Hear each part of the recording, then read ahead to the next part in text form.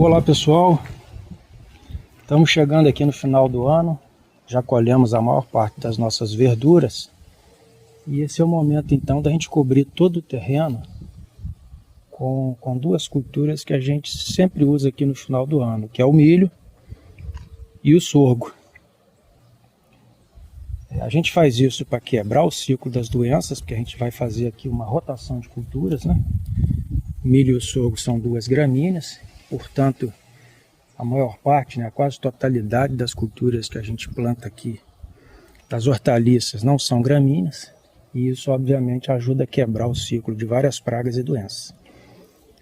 Mas além disso também a gente planta porque a gente usa muito tanto o milho quanto o sorgo na nossa alimentação diária. Vocês veem que o terreno está parcialmente ocupado com mandioca. Então esse consórcio milho, sorgo, mandioca, depois o feijão, né, que a gente vai plantar lá no meio do ano que vem, tudo isso garante aí a quase totalidade do que a gente consome no dia a dia. E para a gente plantar esse milho, a gente simplesmente tirou, né, os restos das verduras que a gente tinha aqui, fez uma roçada com a roçadeirinha elétrica dessas de jardim, e aqui a gente já vai abrir as covas, já estamos abrindo as covas e vamos semear. Nós guardamos esse milho, é um milho crioulo, guardamos essas sementes desde o ano passado, né, elas já estão com um ano, mas ficaram aqui reservadas dentro de um vidro, de uma garrafa plástica, dentro da geladeira. E isso conserva, né? Conserva muito bem a viabilidade dessas sementes. Elas não foram atacadas nem por caruncho e, além disso, elas estão com um ótimo poder germinativo porque ficaram em ambiente resfriado. Nós, inclusive, já fizemos vídeo aqui no canal mostrando, né, como a gente deve conservar nossas sementes.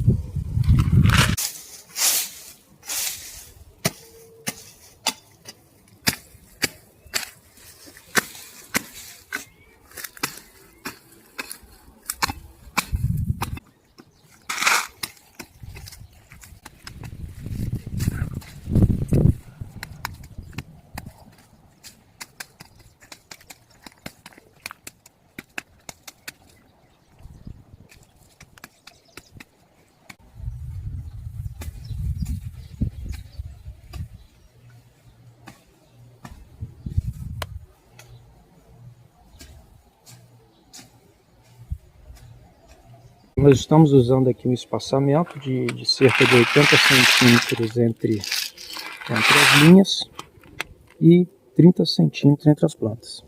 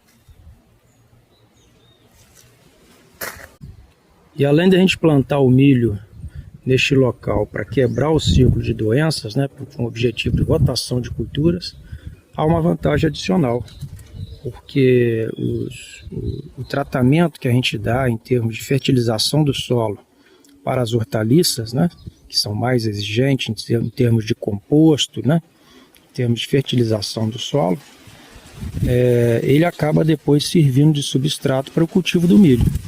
A gente não vai adubar esse milho aqui, ele vai ser simplesmente semeado num solo que já está enriquecido pelo fato de que esse solo foi cultivado pelas nossas hortaliças até aqui.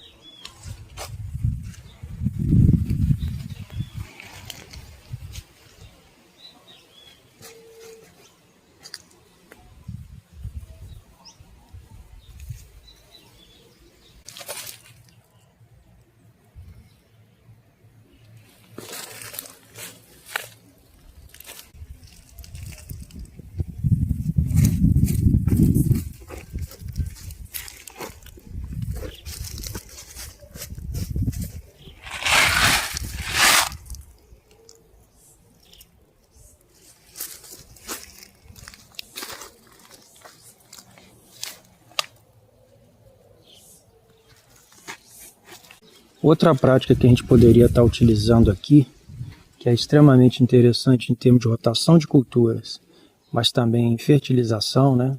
Fertilização natural dos solos, seria o cultivo do milho consorciado com adubos verdes. A gente inclusive já mostrou isso aqui também em outro vídeo, né? Como vocês podem checar aí. Como já falamos aqui para vocês, a gente roçou esse terreno, deixou o sol secar, né?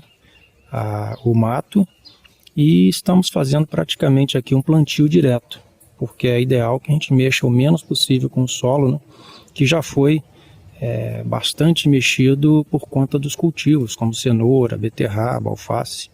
Então esse é um momento em que a gente deve revolver o menos possível o solo e tentar fazer um plantio direto. A gente vai contando aqui com as chuvas do final de ano, até agora tem chovido bem, mas na hipótese que não chova a gente vai utilizar aqui uma irrigaçãozinha por aspersão que a gente tem. Vocês vejam que a gente tem aqui um quintal de cerca de 200 metros quadrados, nós temos aqui cerca de 200 metros quadrados e nós estamos utilizando aqui para colher milho, para colher sorgo, para colher mandioca, colher cará, feijão guandu e sem falar nas hortaliças que a gente tem aqui. Estamos utilizando de forma bastante intensiva, mas sempre tentando respeitar, né, bastante o solo, com bastante cobertura, com reposição de matéria orgânica. E estamos conseguindo a cada ano obter mais e mais colheitas. Então vocês vejam que o sorgo já está bem adiantado, né, porque foi plantado antes.